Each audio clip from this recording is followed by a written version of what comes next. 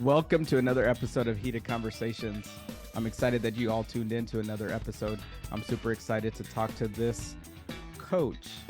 And the reason why I say coach is because this coach used to be a head coach at the University of Wisconsin Stout and now has transitioned into a different coaching role. Super excited for her to share about her story. Welcome to Heated Conversations, Becky Beaulieu. Welcome, Becky. How are you? Hi, Katie. It's good to be on here and see you and chat. Yes. So just to kind of let the viewers know, you and I kind of go back.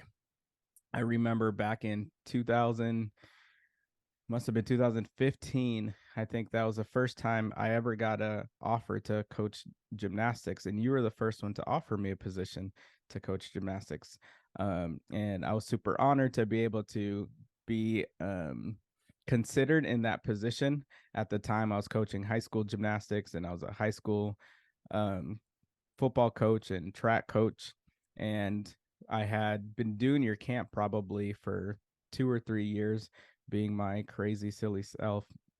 And in our time building a relationship, you know, having that opportunity to, and at first I didn't take the position, because I was in a transition in regards to my life and trying to get myself quote unquote back in order just because of things with school and trying to make sure that I was putting myself together and kind of even establishing myself. I had just finished my second year as a head coach of a gymnastics high school program.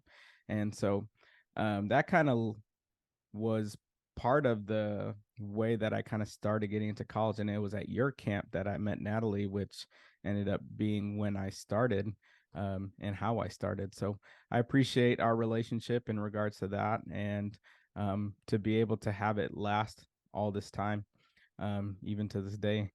So thank you again for being a part of this and being a part of my story and my journey. I'm excited to share one day with all you guys a little bit more of my journey and how I kind of got to where I am now. But going back to you, Becky. So Becky, talk about your time at UW Stout and being the head coach of that program. Yeah, I started there when I was 26 years old. I had reached out to the athletic director. At the time, my husband and I lived in Maui, Hawaii, and I was a school psychologist on the island of Maui. And I coached club level 9s and 10s at Maui Gymnastics Academy at night. And we wanted to move back near family and bought land to build a house. And I had reached out to the athletic director, but started there when I was 26 years old. And there were 9 gymnasts on the team. I was the third head coach in 3 years. And our record was 0-20. Wow. And so at the time, and we lost every meet by 5 points. Wasn't even close.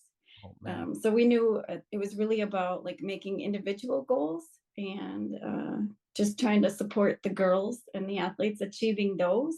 And if and when they did that, that would also help the team get better and improve. And so we, at the time, had to make our wins a lot more than the scoreboard. But that was kind of the start of it too. Gosh, 18 years later, what a journey it's been. Yeah. So kind of talk about your story in regards to what kind of motivated you to be able to become a coach. Was that your dream as a child? Were you a gymnast yourself? And if you were a gymnast, was that one of your dreams to, hey, I want to one day be a coach of either a club or, as you've already have been, a head coach of a university? I think it was like my junior year of college. I wasn't really sure what I wanted to do. And I thought there were like 5 different things that I would like doing. One was actually, I started in wanting to be an occupational therapist. But, I didn't do so well in bio 312, anatomy and physiology, and realized that wasn't my greatest gift. I took it twice. Oh, nice. No, but then kind of figured out there's like several things that I thought that I would enjoy doing. One of which was being a college coach, a psychologist working in the schools. Even at the time I had thought an athletic director, something in those kind of fields, real estate, being a realtor is something else that I don't know, that we've done a little bit of on the side, flipping homes. So I think that there were several things that I thought that I would be happy doing or felt like were my gifts. Yeah. And this happened and fell in my lap. I would say during graduate school, it became I got to be an assistant coach under Barb Gibson, and she was the WIAC, Wisconsin Intercollegiate Athletic Conference All Century coach. So I just learned so much from her, and I got to be an assistant coach at GA under her for 2 years. And so then I do believe it became like more of my dream. Yeah. Yeah. Very cool. Now, starting off being a head coach at the University of Wisconsin Stout, what were some of the things that kind of what were some of the things that you wanted to establish within the program, and where was the program at when you first took really the leadership of that program? Yeah. At first, I would say that my focus was like recruiting hard and bringing in a lot of really good athletes. And so we did, my first recruiting class happened to include Megan Hargens, who was a 12-time All-American. She made NCAA Division I regionals twice, and the national bar champion. And then my second recruiting class included Naomi Delara and some other awesome young women, right? My second recruiting class included Naomi Delara from Maui, Hawaii. I coached her there. But she was a 4-time national champion, still holds a school record on balance beam with a 9.85. So I think at first, to be honest, PD, it was about like just recruiting and bringing in awesome athletes. Yeah. And as a young coach, I didn't know, and it took me a while to figure out. But if there was just something going on within the team dynamic, I swept it under the rug, Yeah. and I stayed out of it. And I think that hurt some of our early teams. But it's something that I figured out later, Yeah. that sweeping it under the rug never works, and just like trying to help and model and walk through conflict together Yeah. respectfully, and we can do that. Right. No, and how did you handle that as a young coach, And this may be a a question that could expose, but I think we all go through times where we're growing, and sometimes we just don't know what we don't know, and we have to experience them in order to have an opportunity to grow and to learn and to ask questions, or to be able to be experienced enough for later, if you ever get anything like that, to know okay, this is how I should handle this. So how did you handle some of those things that you talked about, where there was conflicts within the team early on in your coaching career? So early on, I didn't handle them. I swept it under the rug and I stayed out of it.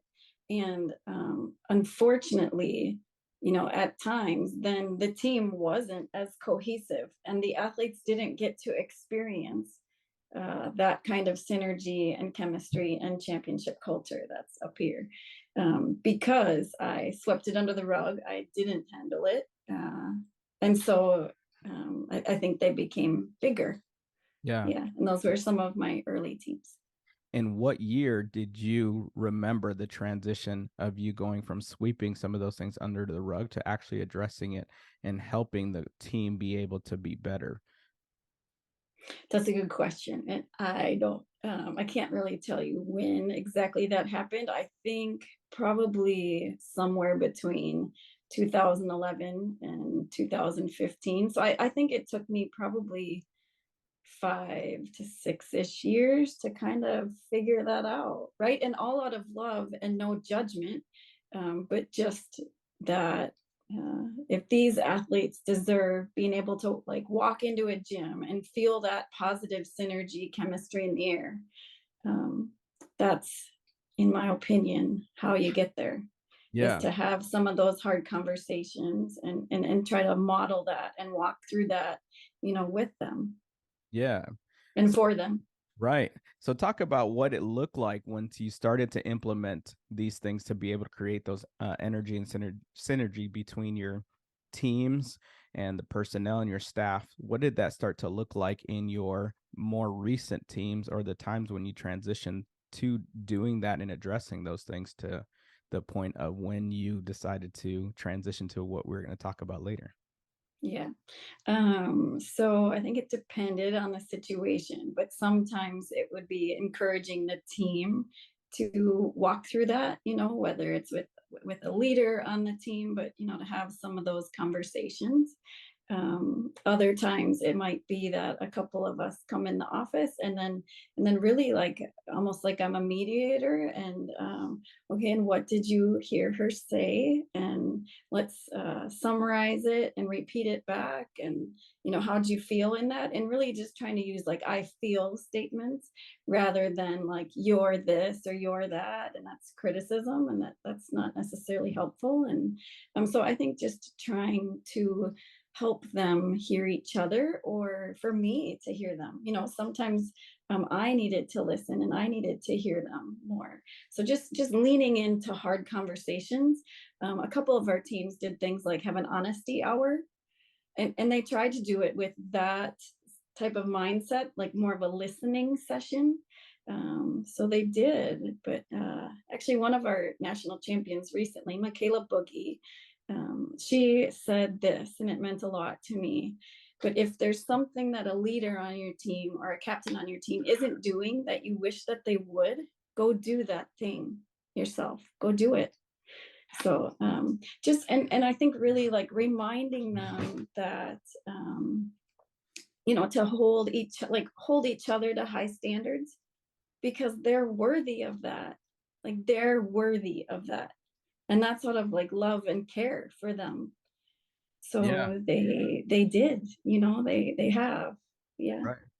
No, I think, telling people the truth about who they are and what they're capable of is super important.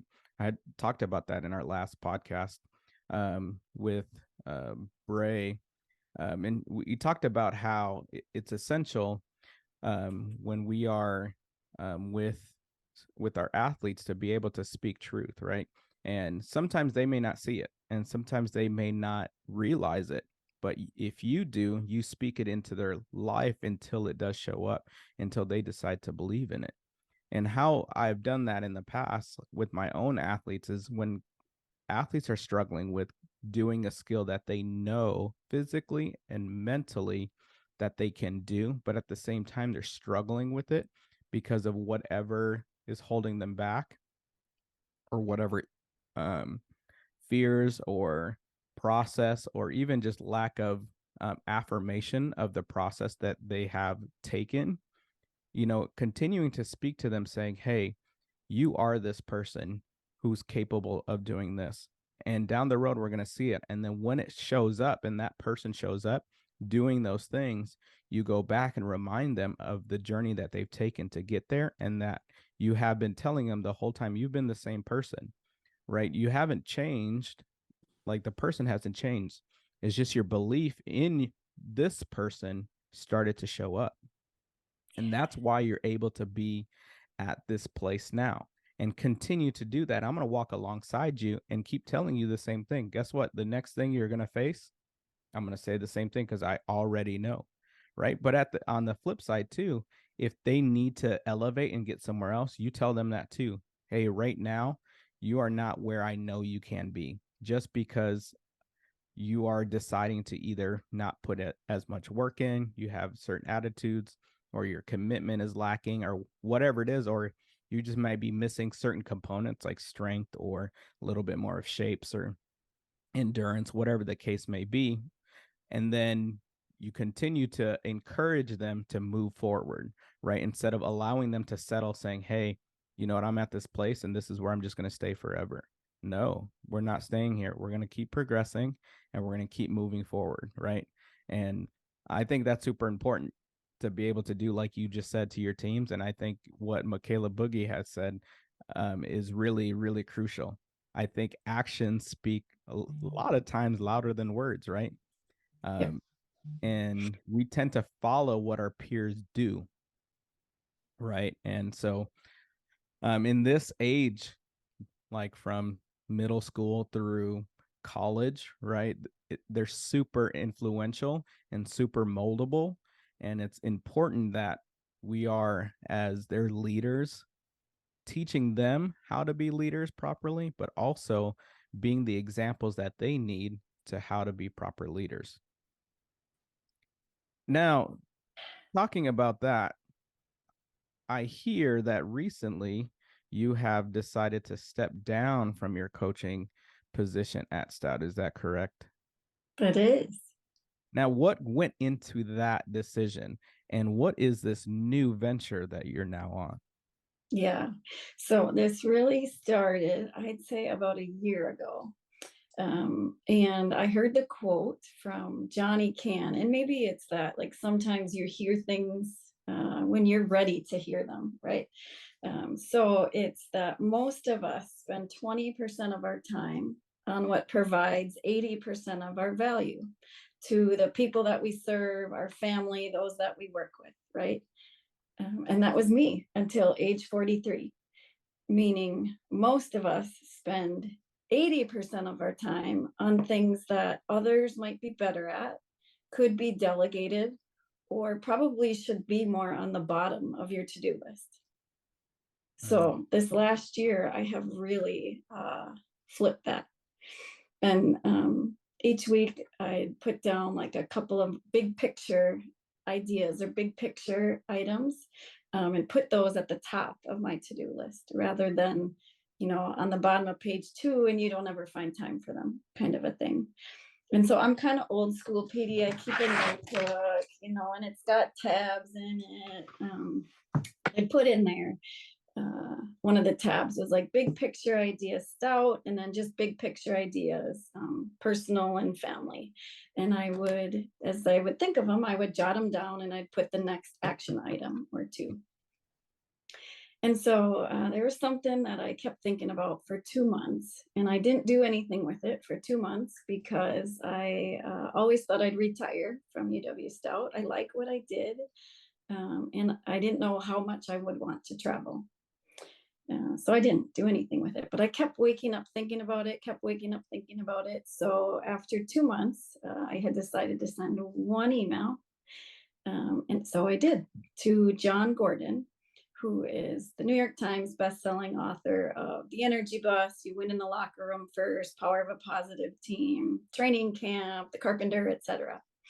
And I think it said something like, the subject was "Read Me," all capital letters, profound business idea for John Gordon.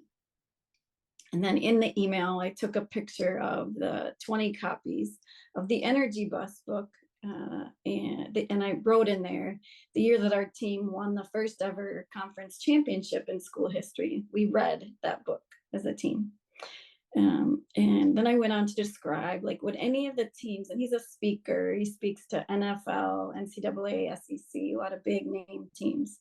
But I put in there, would any of the teams that you serve benefit from a culture coach and someone who's trained in observation as a licensed psychologist and has worked in NCAA athletics for 2 decades to come in and do a minute by minute team culture observation, and then to make championship culture recommendations for the team to improve their culture, get closer to this championship culture, and ultimately impact the win-loss record of their season. Blah, blah, blah, blah, blah, send. And within 12 hours, his vice president, Marlo, and one other, Angela, had responded, and they loved the idea. And we had a call the next day. And the best advice that I was given was to do a pilot of it with 3 teams. And so I did. And the first was Adam Barda's Blizzard Baseball. And he's currently an associate scout for the Chicago White Sox. Very cool. And I think it's the 5th ranked youth baseball program in the United States. Wow. So I did it with 4 of his teams so far, and now they will keep me on as a paid consultant. And then the second was the University of Illinois gymnastics, and went down there in early January and observed both a practice and a meet. And so what it is, and I'm going on and on, but what it is it's really like When I used to work as a psychologist in a school, I would go in and I would if a student was referred for they were struggling a little bit in school, or they were referred for special education, I'd go in and do 2 observations, random times, and then what you see should be pretty valid. But jot down every 30 seconds were they on task or off task and what they were doing. So it's that detailed, but I watch the team and I watch the sidelines and the dugout. And so Natalie Walsh's University of Illinois gymnastics was the second. And then actually University of Wisconsin Stout men's basketball was the third. It's that, and then it's a team culture survey monkey. And the coach can add questions to it.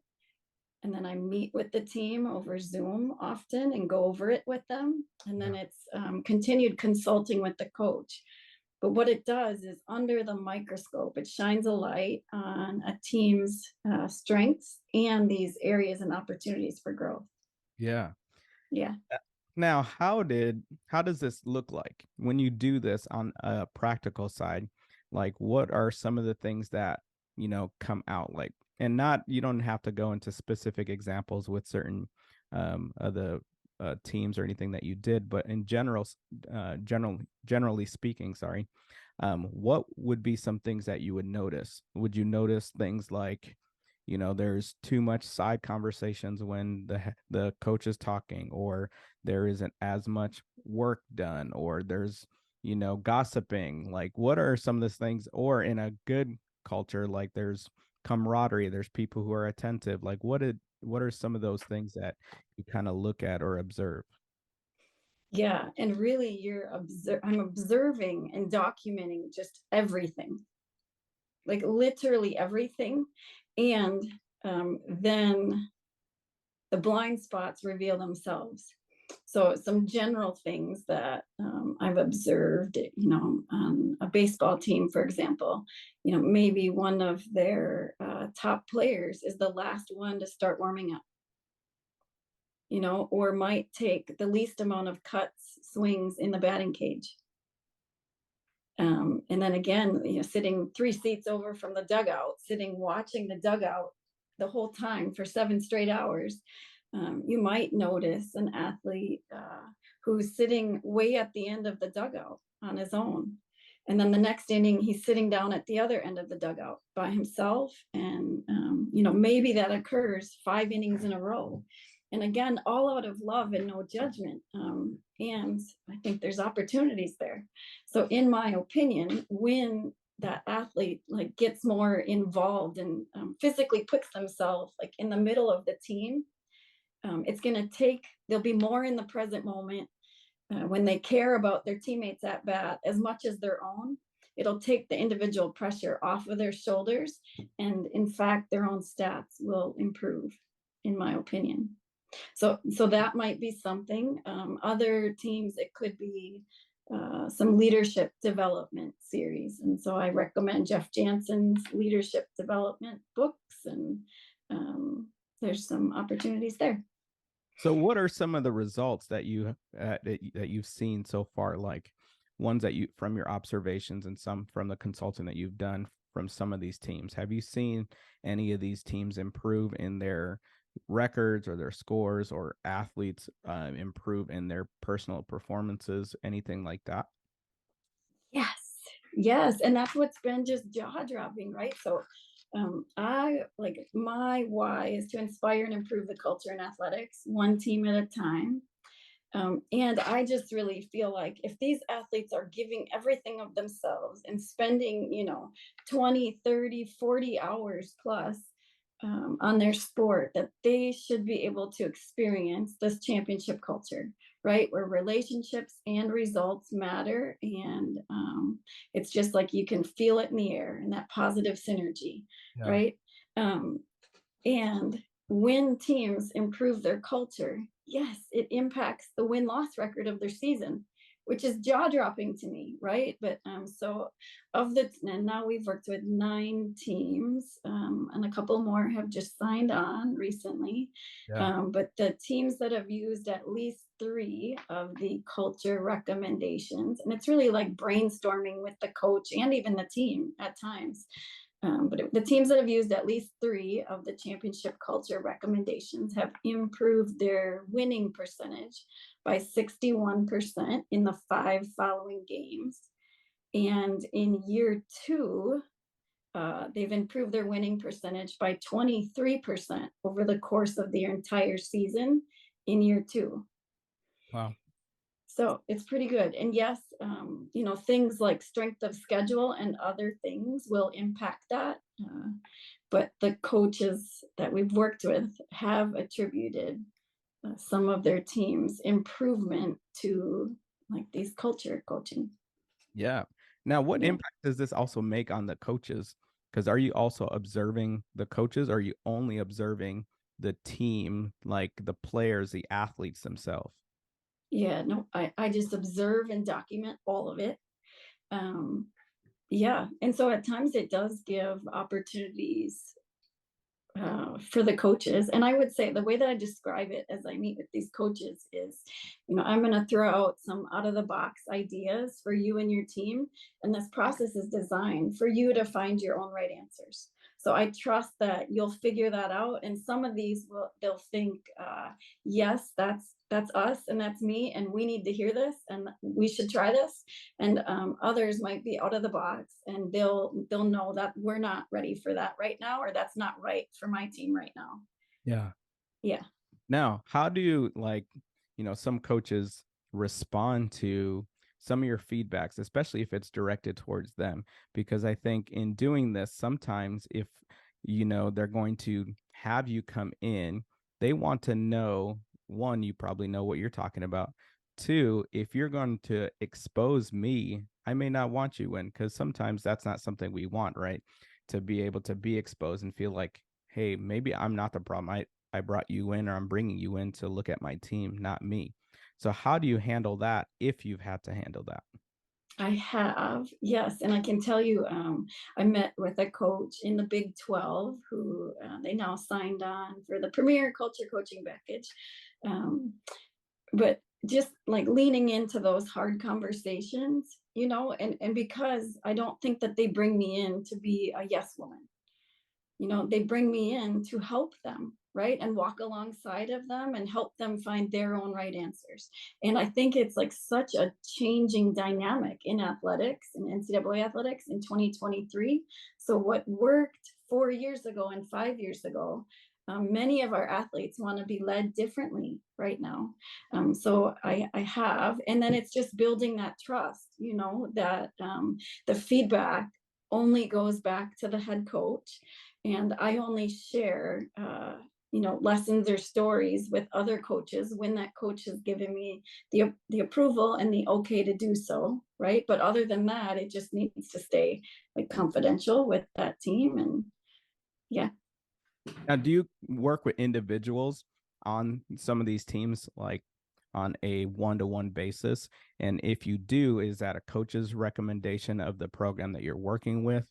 Or is that something where the athlete will come up to and say, hey, Becky, I want to learn a little bit more about what you're doing on an individual basis and be able to apply more of these principles that you have been sharing and are working with our team with on a personal level? So I do work a little bit one-on-one with individuals. It hasn't been yet with any of the teams that I've culture coached. I anticipate that will occur in the future. But in my position at UW Stout, the last 3 years, I became the mental health liaison for athletics. And so through that role, I did get to work with some individual athletes, golf, basketball, baseball, softball, track, etc., where they'd come into my office and we'd work through, and then that was more, walking alongside of them if they had something going on personally in their life, or, we're feeling anxious about something. But then in addition, it was like mental edge skills and lessons and some of that sports psychology. So now I will take like a max of 2 individuals. I have 2 speeds, PD, and it's like 100 and 0. And I really like think about these athletes and these teams, more than when I'm there. So yeah, I feel fortunate to still serve a couple of athletes more through like mental edge training. Yeah.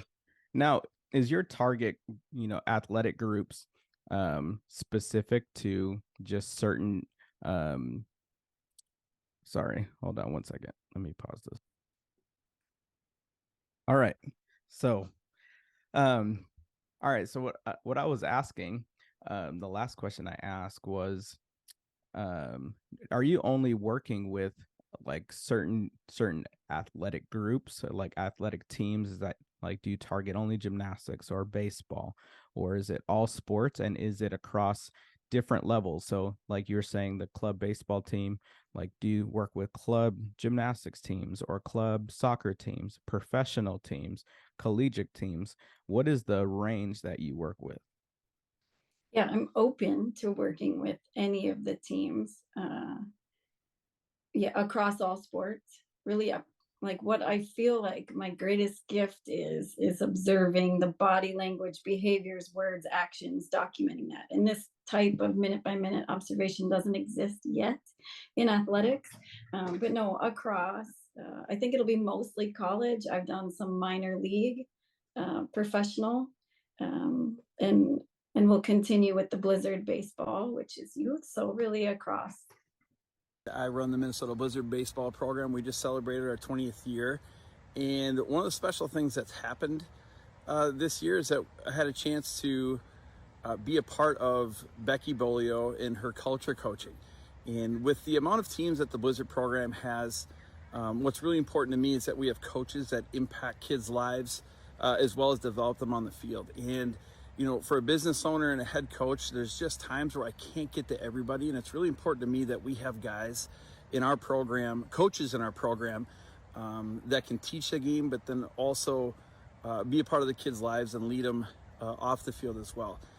Having Becky do an assessment and working with our coaches has been just a lifesaver for me, because it's really allowed me to almost have 2 bosses on the field. I can be on one field, and Becky can be with some other coaches observing and training and be a part of what they do. And it's something that after 20 years, we're always looking to get better, not necessarily bigger. And the quality of product that I'm looking to put out has just been improved after 20 years because of what Becky's done for us.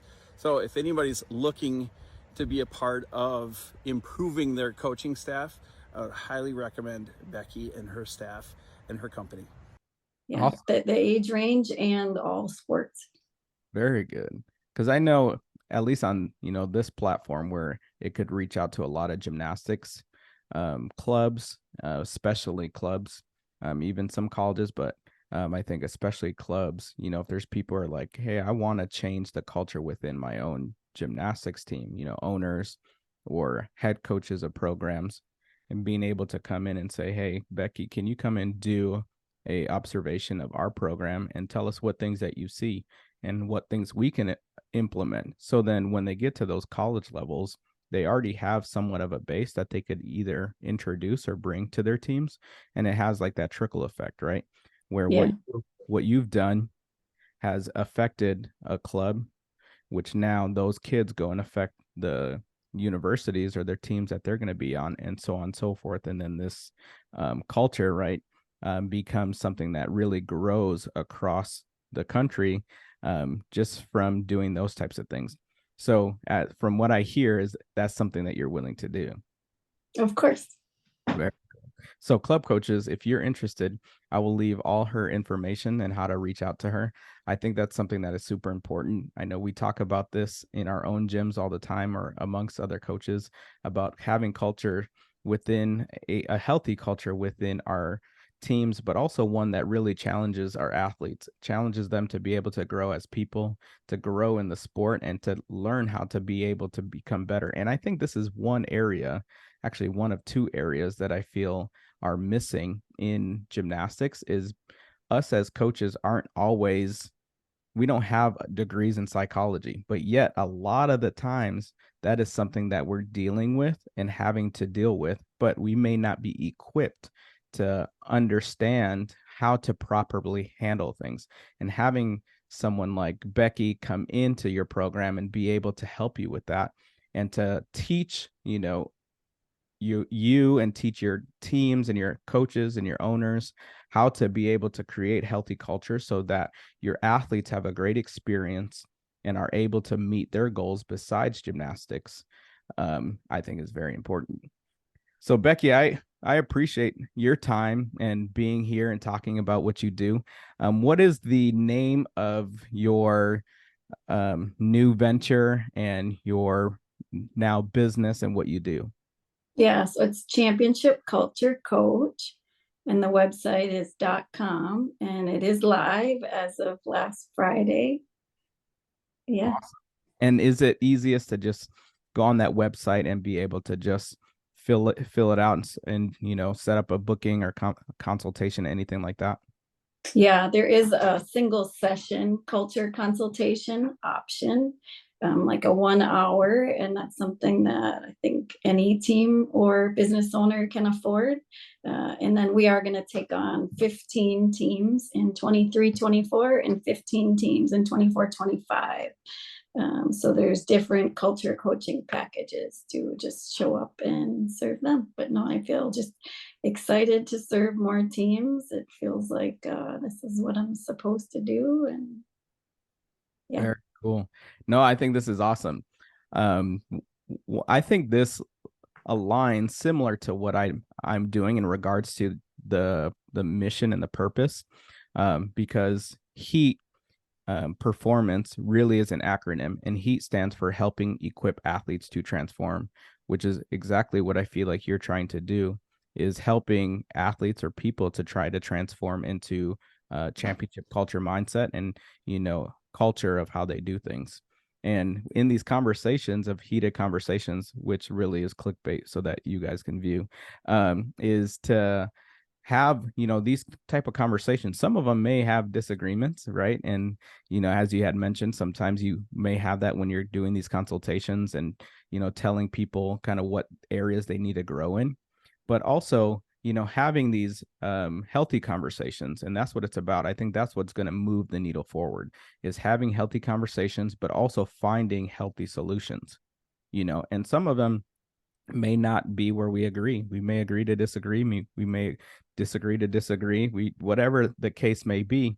But again, having these conversations, finding ways for us to be able to either share with each other other options to be able to help, but also areas that we can grow in and ways that we can grow, so that we have multiple options, because not everybody's the same. Not every culture is the same. Not every team. You could go to the Midwest, you can go out east, out west, you can go down south and find different cultures within how people operate, and understanding, hey, how to be able to operate in those spheres, or even when you're moving from one to the other, especially with college gymnastics or college sports, sorry, because you have kids who are coming from everywhere, different cultures, but yet you have one goal and one mission that you have.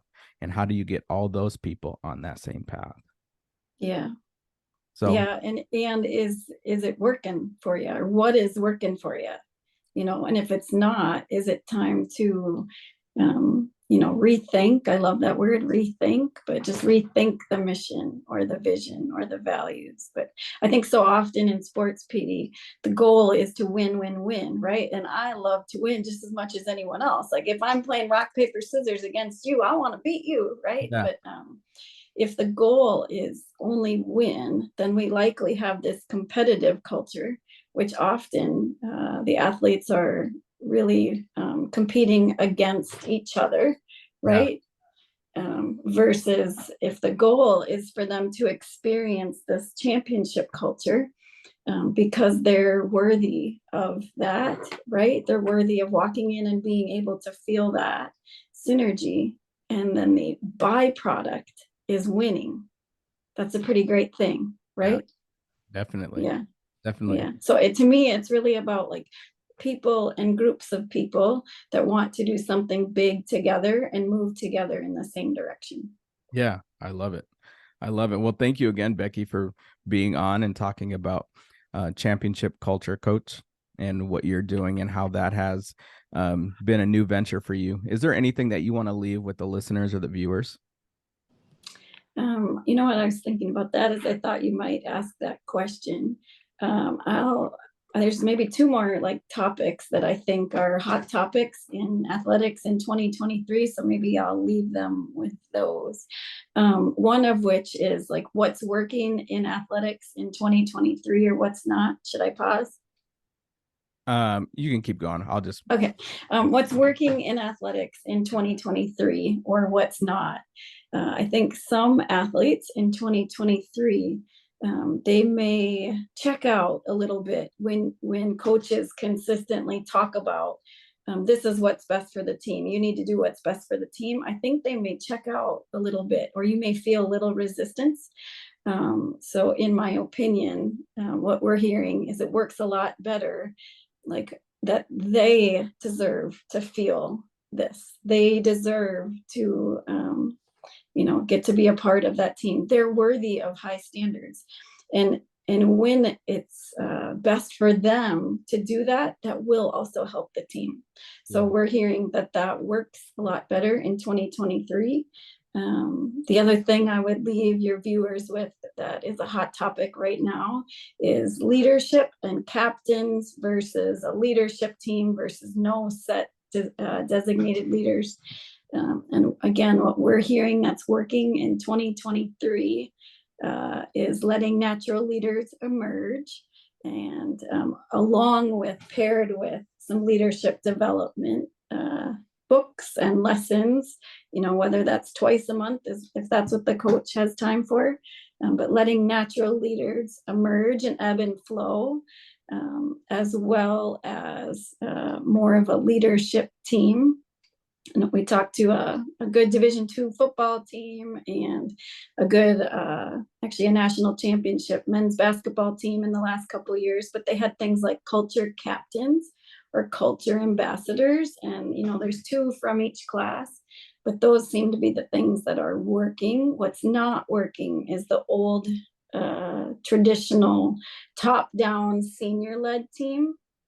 Doesn't seem to be working as often in 2023. It tends to create division amongst the classes.